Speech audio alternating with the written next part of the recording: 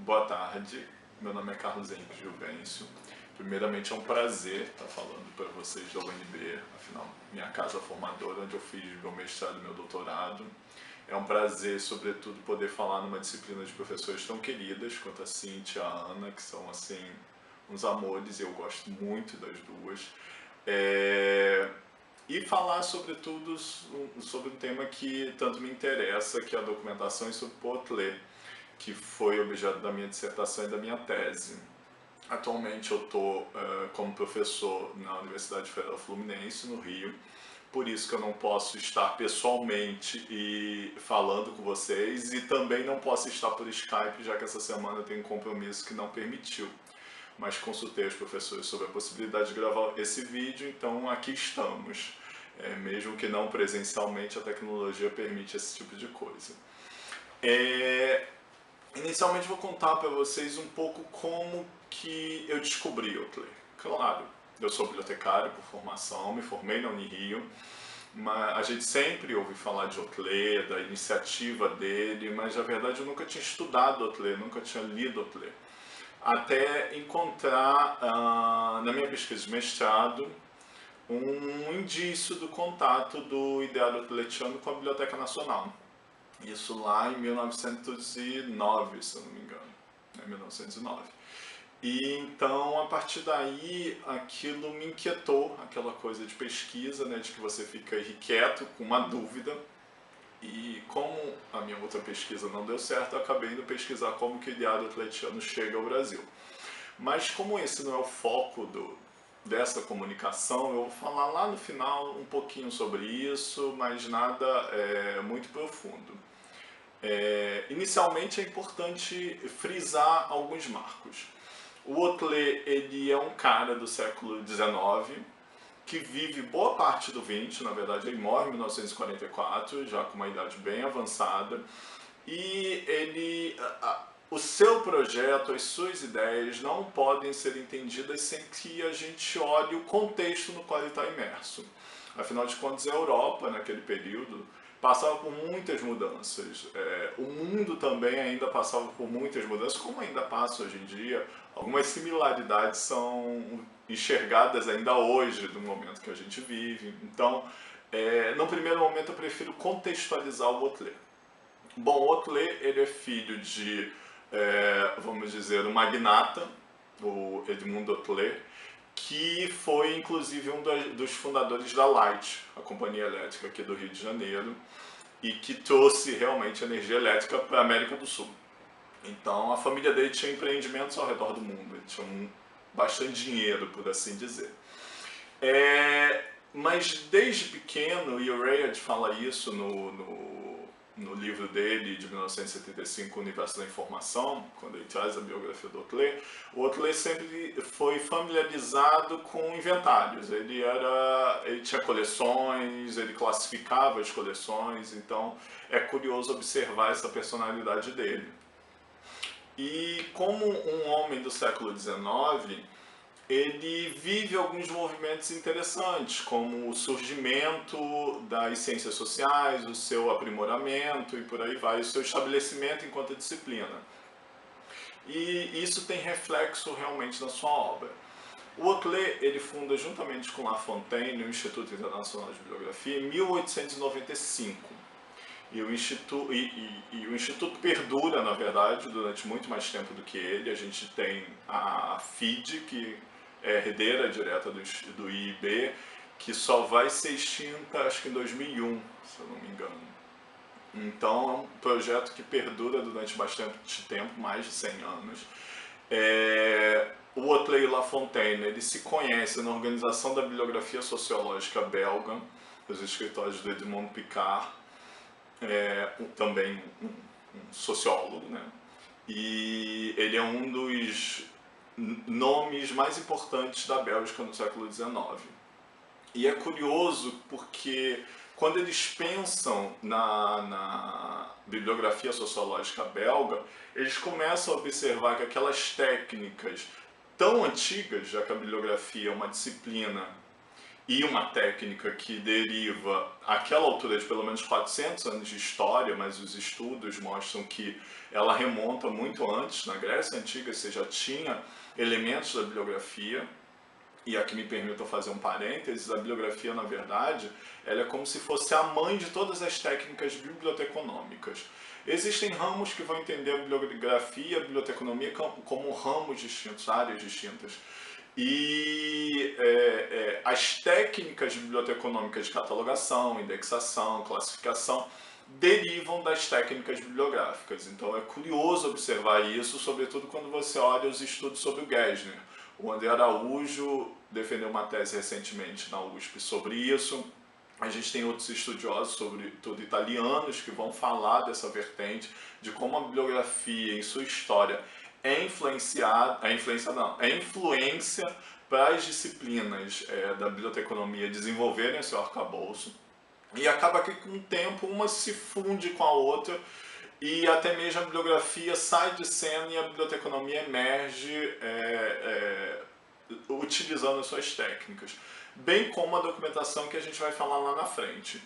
Mas a bibliografia, então, seria na verdade um inventário. A bibliografia ela é um inventário de itens. Num primeiro momento, itens de uma biblioteca, de uma região geográfica, até culminar com o inventário da produção humana no mundo, com o projeto Atletiano. Então, como a bibliografia tinha esse aspecto técnico de produção de inventário, produção de listas, deixando um pouco de lado até o biblio, a parte relativa ao livro, a gente pensando a bibliografia como um elemento de inventariar o mundo do pensamento humano é muito interessante. E o Otley, percebendo isso, vai se apropriar de elementos da bibliografia para traçar o seu projeto. Então, organizando a bibliografia sociológica belga em 1892, junto com La Fontaine, ele tem a ideia realmente de fundar um instituto internacional de bibliografia visando inventariar o mundo, realmente a produção do mundo. É meio estranho a gente falar assim, eles resolveram isso. Mas quando a gente olha os relatos, geralmente não tem muitas pistas sobre como surgiu essa ideia. Há sim uma vontade do Otley desde sempre de organizar a documentação, de organizar e classificar suas coleções, e ele enxerga naquele momento os projetos desenvolvidos na Europa como uma forma de inserir a bibliografia. Que projetos são esses? Bom, o Otley e o La Fontaine, eles têm uma matriz de pensamento socialista. Então, para eles, e era muito discutido na época deles, o mundo não poderia ter fronteiras. Na verdade, não é que o mundo não poderia ter fronteiras, mas eles entendem de que as fronteiras não poderiam ser impedimentos para a circulação de pessoas e ideias no mundo. Os estados nacionais deveriam perceber que as fronteiras eram só uma coisa política, que o seu cidadão deveria andar pelo mundo e trocar experiências, porque na visão deles, só assim o mundo alcançaria uma paz perpétua. Então, eles faziam parte do movimento, dos movimentos pacifistas, internacionalistas, que pregavam, na verdade, um mundo sem armas, de união perpétua entre as nações, um mundo sem guerra. Inclusive, o Henri Lafontaine vai ganhar, em 1913, o Prêmio Nobel da Paz. E o prêmio, que àquela altura era uma quantia bem considerável, como ainda hoje é todo revertido ao projeto do Otley. Então, o contexto em que o pensamento atletiano está imerso é muito importante para que a gente entenda o porquê dessa proposta. Então, esse pensamento de um mundo unificado, um mundo onde todos poderiam circular livremente, trocar informações, traria a paz perpétua na acepção deles. Por quê? Esse contato entre as pessoas faria com que o mundo se entendesse, que uma cultura entendesse a outra, com que culturas diferentes enxergassem elementos de si no outro, enfim. Eles têm essa visão de que a paz seria alcançada pelo conhecimento mútuo. E para levar o conhecimento até as pessoas, eles entendem que era necessário fazer um inventário de toda a produção do espírito humano. Eles chamam de produção do espírito humano a tudo que o ser humano produz, seja escrito, seja pintado, seja esculpido, é tudo que a mente humana produz. E os seus registros, livros, quadros, esculturas, fotografia, mapa, enfim, a diversidade documental que a gente entende. Então, o primeiro ponto é que o Otley amplia o conceito de documento.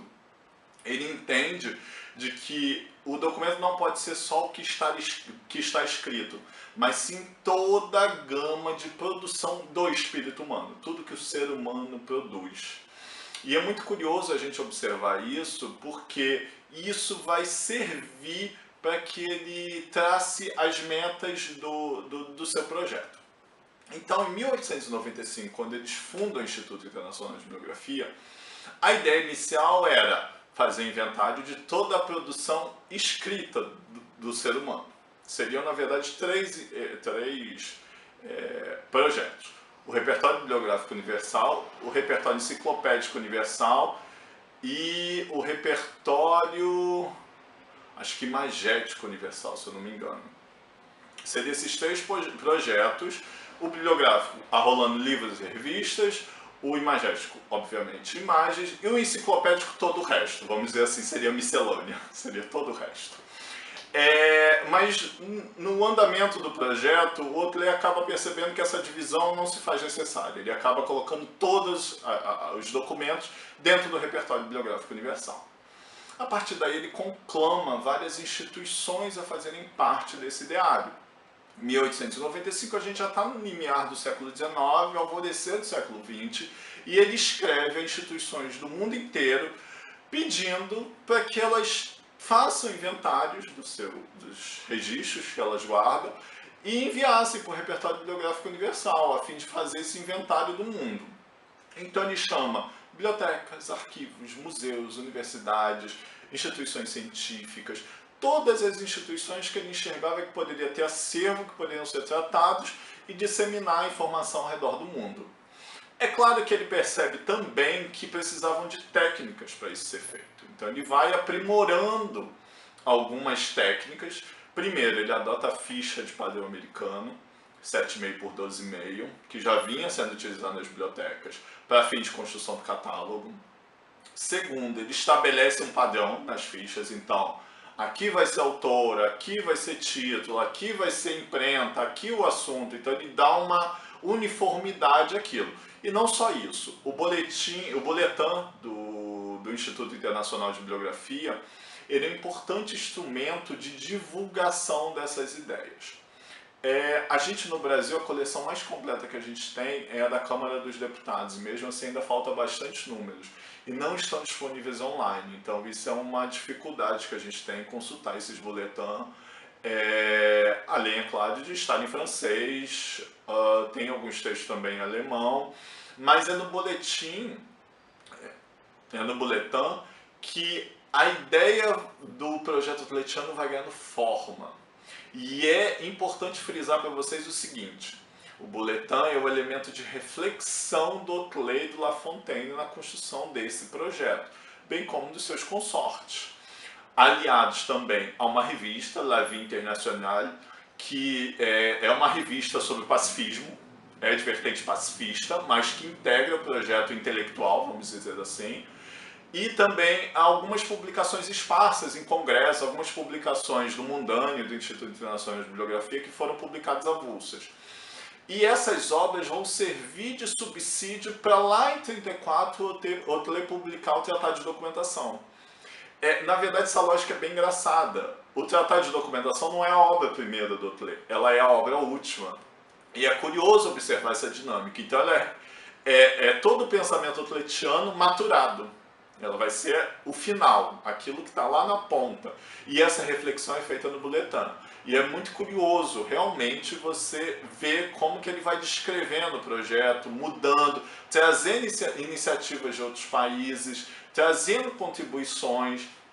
Então, observar essa publicação periódica do Instituto é interessante para observar o pensamento otletiano. Então, a partir desse pensamento de uniformização da ficha, utilizando as técnicas bibliográficas, porque o que o Boteler fala? Bom, como nós vamos organizar essa produção inteira? Ele entende que a bibliografia seria esse instrumento. Como que a bibliografia seria esse instrumento? Bom, ela oferece a técnica, ela oferece o padrão e, acima de tudo, ela é uma prática disseminada ao redor do mundo. Então, seria mais fácil fazer se compreender. Então, a partir da adoção desse padrão e um padrão para edição de bibliografias, o Boteler começa a circular a informação no mundo. Qual era a ideia do repertório bibliográfico universal? De que você consultasse aquele catálogo manualmente, por óbvio, e ali achasse a informação que você desejava, seja por título, por autor ou por assunto. A ideia do assunto ela é muito interessante porque ela vai reunir no mesmo espaço físico da representação da ficha tudo sobre aquela temática.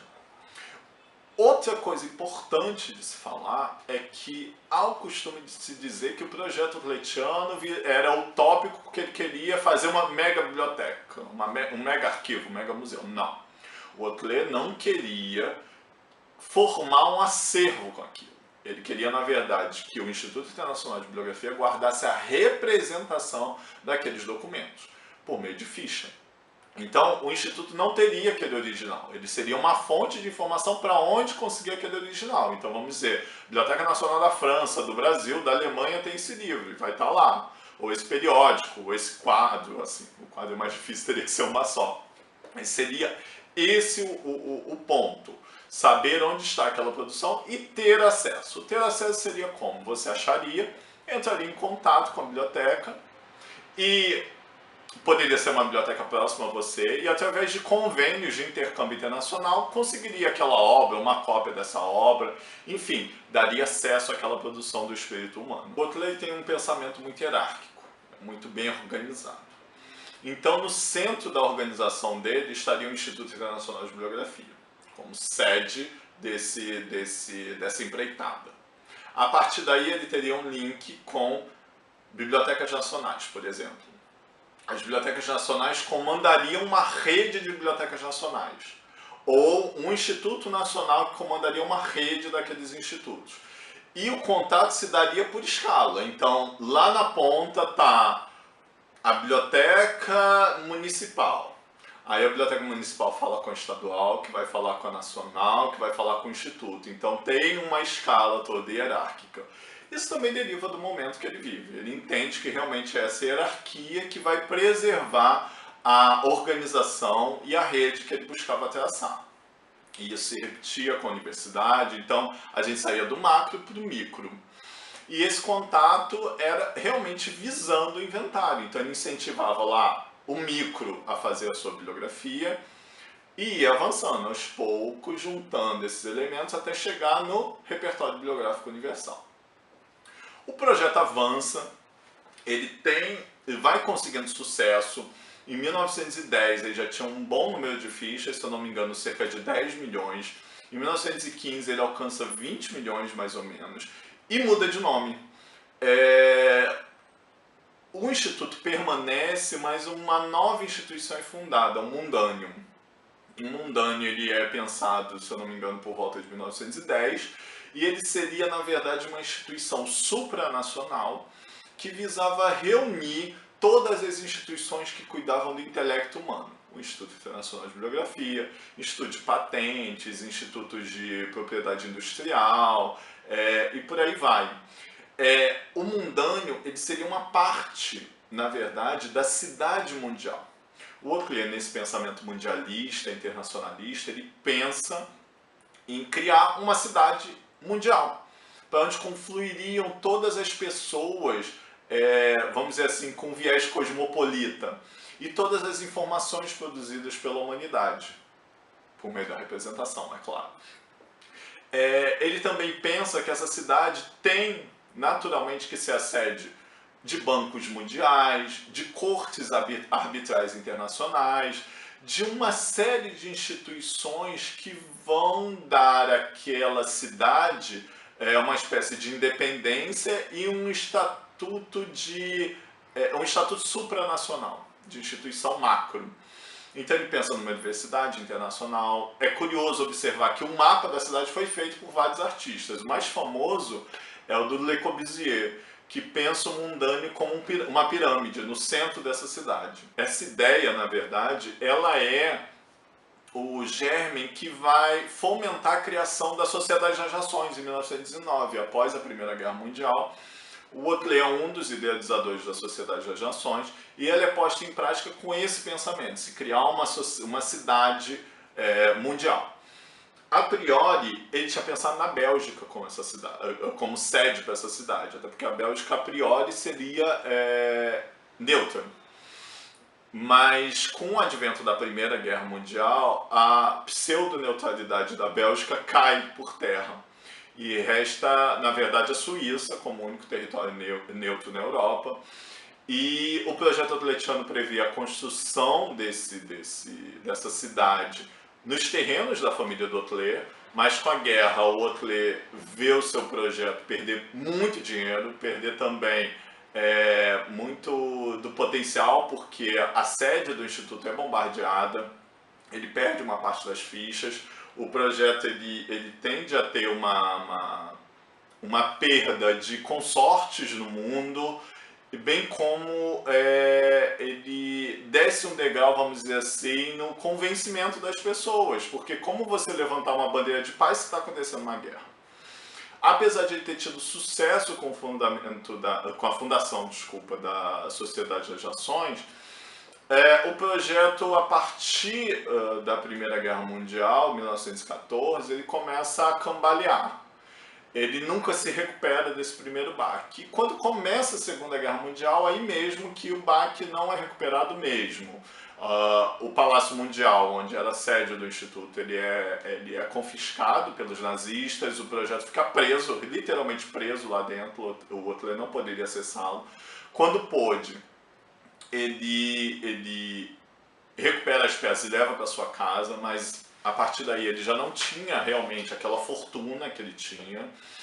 E ele já tinha perdido um filho, se eu não me engano, na Primeira Guerra Mundial e outro estava desaparecido na Segunda Guerra Mundial. Isso também deixa ele muito desanimado, muito desgostoso com o mundo. A gente percebe claramente que ele se agarra ao projeto como o único meio de tentar enxergar um mundo melhor, ter esperança de um mundo melhor. O projeto mundâneo, apesar de ter essa cidade planejada, com a Primeira Guerra Mundial perde fôlego.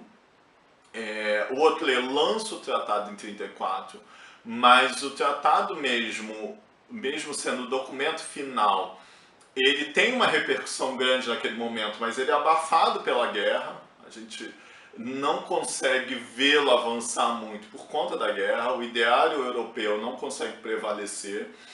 E o Otley morre em 1944, então 10 anos depois do lançamento do tratado.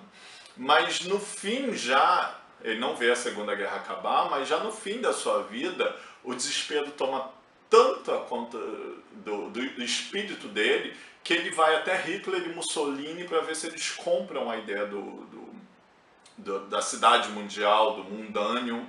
Ele oferece o projeto a esses, até entendendo eles como futuros vencedores. Nenhum dos dois dá atenção a ele e ele acaba por falecer e o projeto é esquecido. O projeto ele fica realmente esquecido entre 1944 até 1970, quando o Rayard redescobre os arquivos do Otley, ainda abandonados num casarão que tinha sido já a sede do Instituto e do Mundâneo no final da vida do Otley, e ele vai em busca de recuperar essa história. Então ele publica o Universe of Information a partir desse estudo. Tem até alguns documentários que falam sobre isso, que são bem interessantes. Mas é curioso observar essa dinâmica da vida do Otley. Mas voltando, então, 1910 ele pensa o mundâneo. Em 1934, a partir de reflexões realizadas desde o final do século XIX, ele lança o Tratado de Documentação. O Tratado de Documentação ele é um documento muito interessante porque ele vai ser a certidão de nascimento de uma disciplina. mas ele é uma certidão de nascimento com um registro muito depois do nascimento. O Otley já fala em documentação lá em 1900. Então ele levou 34 anos para registrar esse filho. A documentação, na visão otletiana, ela tem esse cunho de organização universal, mas sobretudo a partir de padrões. Ele preconiza a organização de redes de instituições científicas, bibliotecas, arquivos, museus, visando inventariar todo o fruto do espírito humano. Ele preconiza a interação entre as instituições do mundo através do intercâmbio internacional, do contato realmente com viajantes, envio de pessoas para tratar a documentação, etc. Ele preconiza o depósito legal. O depósito legal é uma das coisas que o Otley mais incentiva. Para quem não conhece, o depósito legal é a obrigação de toda a obra editada em determinado território ser recolhida a uma biblioteca, uma instituição específica, com fins de preservação da memória bibliográfica, da memória daquela sociedade. No Brasil, a Biblioteca Nacional é responsável por receber o depósito legal. Então ele incentiva a criação de leis nesse sentido. Ele incentiva a criação de serviços de bibliografia e documentação, visando organizar essa documentação, essa produção intelectual daquela sociedade e divulgá-la a partir dos princípios da bibliografia e da documentação. Então ele coloca técnicas e métodos ali a serviço dessa organização, desse inventário da produção humana, e o tratado vai dividindo e ensinando, ele é quase que um manual. O que você deve fazer para efetivamente colocar a documentação a serviço do seu país, seu estado, sua região, sua instituição. Então ele vai preconizando cada um desses itens. O tratado, então, como essa obra finalizadora, vamos dizer, do projeto otletiano, vai mostrando como que a documentação pode ser realizada. E o Brasil adota as ideias documentalistas otletianas antes mesmo do tratado ser produzido. Em 1910, a Biblioteca Nacional já tinha contato estabelecido com o Instituto Internacional de Bibliografia, posteriormente com o Undânio, visando organizar o seu serviço de bibliografia e documentação. E ela organiza, ele é fundado em 1911 e permanece no Estatuto da Instituição até 1944. Dentre as ações desse serviço estão a compra de fichas do Repertório Bibliográfico Universal. É interessante que o projeto visava se autofinanciar pela venda de fichas, então assim, bom, a ideia do Otley era que cada instituição tivesse um exemplar do repertório em seus salões, e a biblioteca compra 600 mil fichas, cerca de 340 mil chegam à biblioteca, foi a maior compra já noticiada, até o Rayard fala isso. Ela também edita a bibliografia brasileira no Boletim Bibliográfico da Biblioteca Nacional.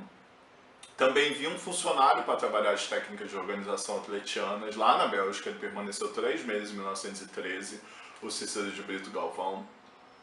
Então são iniciativas que fazem parte da adesão à documentação otletiana.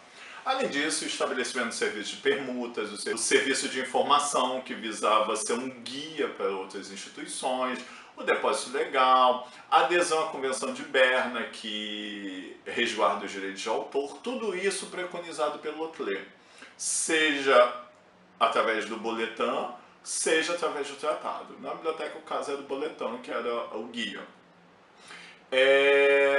No mundo, então, como reflexo direto do ideário otletiano, a gente tem o pensamento de Brie, que todos falam a Madame Documentação, mas é um pensamento diferenciado.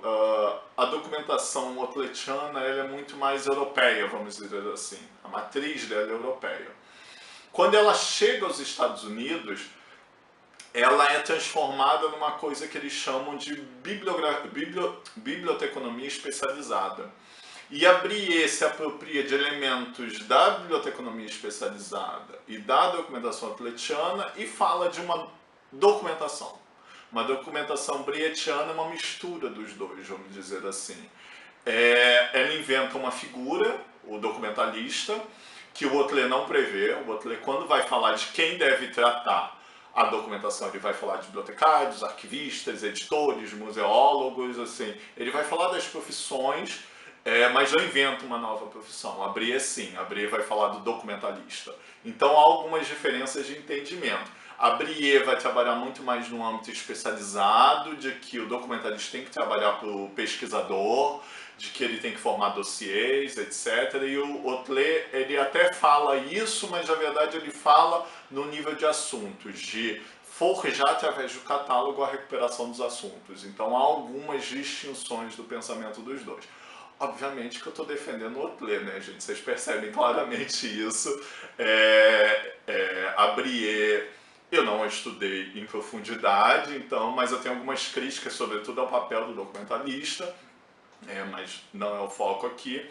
Mas é interessante observar como que a documentação ela é apropriada nos diferentes locais e como que ela surge novamente através do movimento da neodocumentação, a partir da década de 90, que tem como expoentes o Buckland, o Ronald Day, o próprio Rayard, com o redescobrimento ou o descobrimento do pensamento otletiano pelos Estados Unidos.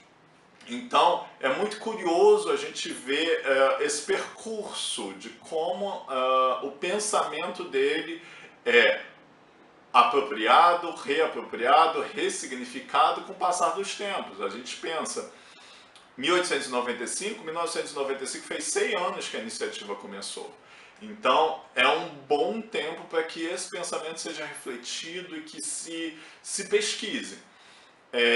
Recentemente saiu a tradução em português do Tratado de Documentação. Na verdade, eu acho que a segunda tradução apenas. Tem uma tradução em língua espanhola, da Espanha mesmo, e agora a tradução em português.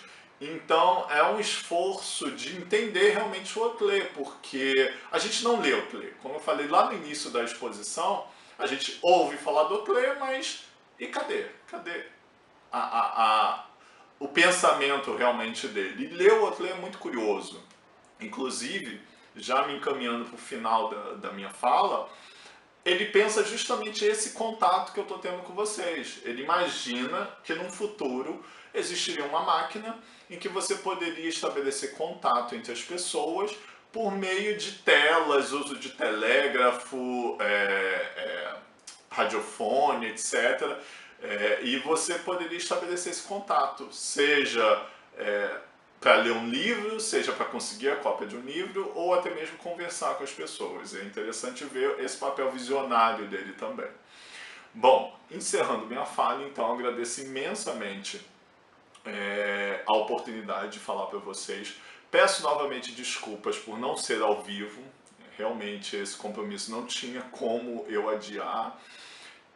Qualquer dúvida, eu vou deixar o meu e-mail em algum ponto por aqui. Eu vou fingir agora que eu sou blogueirinho e falar que tem um e-mail aqui em algum canto.